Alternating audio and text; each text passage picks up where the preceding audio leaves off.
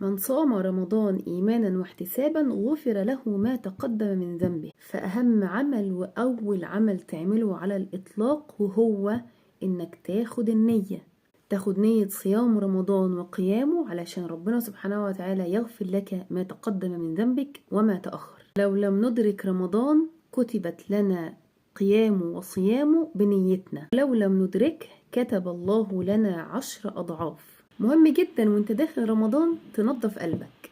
السؤال هنا، طب انا مش عارف انظف قلبي، هنظف قلبي ازاي؟ ما هو ربنا سبحانه وتعالى ادانا رمضان علشان ننظف قلبنا.